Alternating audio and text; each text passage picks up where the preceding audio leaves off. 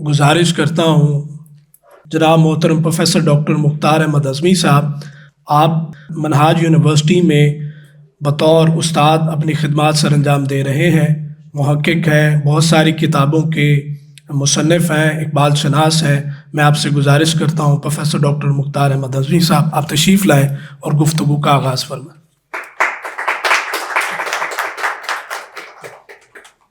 बिस्मिल्लाहिर्रहमानिर्रहीम। बयाब मजलिस इकबाल यक दो सागर कश अगरचे सर न तराशद कलंदरी दानम। साहिब सदारत जनाब प्रोफेसर डॉक्टर वहीदुज़्ज़मा खान साहब, मेहमान खुसूसी इज़्ज़त माब डॉक्टर तकी आबदी साहब, इकबाल शनास असर माह असर हाज़िर, ग्रामी कदर जनाब प्रोफेसर डॉक्टर मोहम्मद इकबाल शाहिद साहब, जनाब डॉक्टर प्रोफेसर अब्दुर्रऊफ़ रफ़ीकी साहब नाज़िम इकबाल अकेडमी, जनाब डॉक्टर ताहिर हमीद तनोली साहब, मुअज़्ज़ज़ सामीन हाज़रीन ख़वातीन कराम, मेरे लिए ये अमर सरासर बायस एज़ाज़ है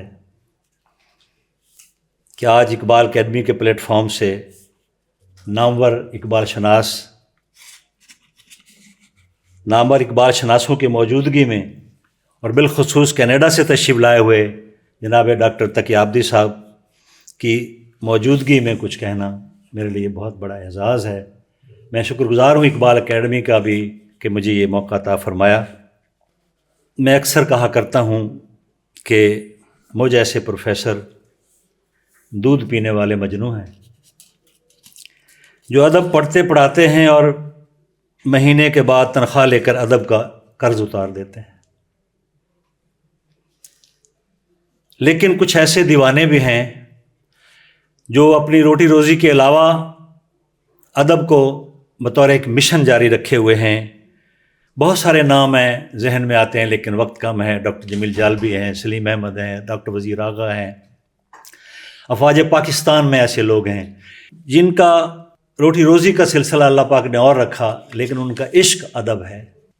जैसे कि एक शायर ने कहा है कि दिन भर तो बच्चों की खातिर मैं मज़दूरी करता हूँ, दिन भर तो बच्चों की खातिर मैं मज़दूरी करता हूँ और रात को अपनी गैर मुकम्मल गज़लें पूरी करता हूँ।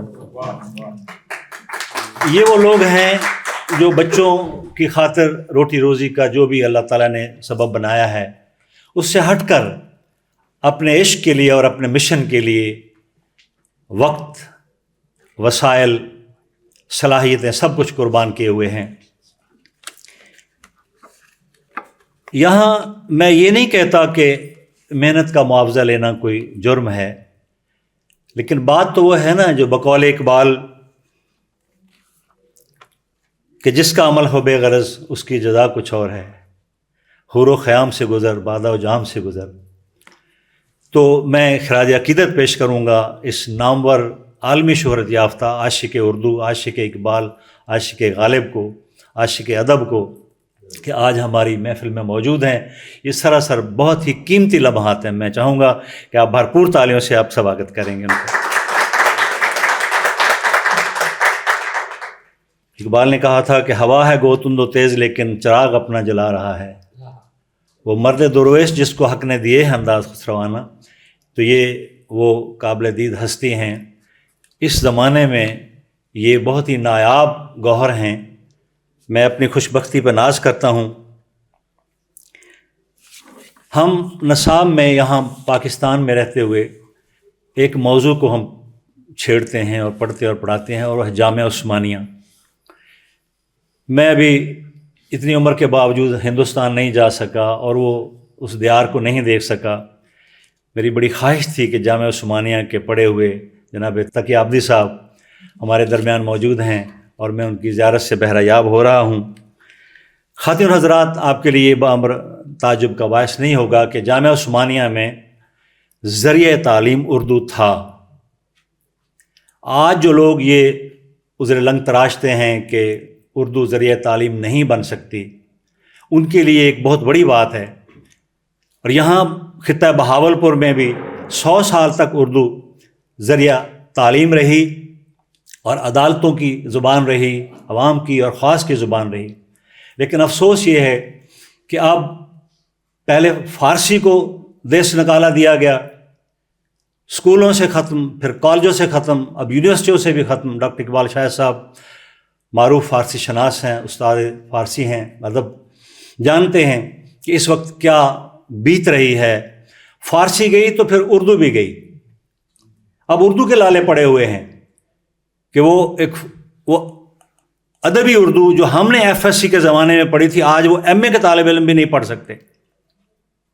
اور فنکشنل اردو کے نام پر پتہ نہیں کیا کچھ اس وقت ہمارے نصابوں میں ہے. تو نہ فارسی ہے نہ اردو ہے، تو نتیجہ کیا ہے کہ پھر اقبال کا مطالعہ کون کرے گا؟ غالب کس کی سمجھ میں آئے گا؟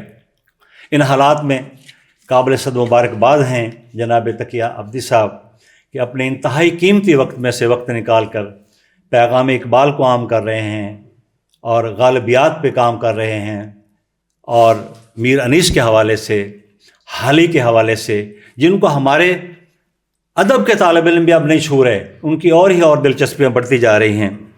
تو میں اس پہ ان کو مبارکباد بھی پیش کرتا ہوں. آج ہم انہی کا خطاب زیادہ سنیں گے، انہی کی باتیں زیادہ سنیں گے.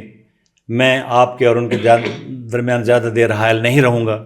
باتیں بہت ساری ہیں، لیکن مجھے سامع بن کر ان کی باتیں سن کر زیادہ مزہ آئے گا. آپ میرا ساتھ دیں گے انشاءاللہ تعالی.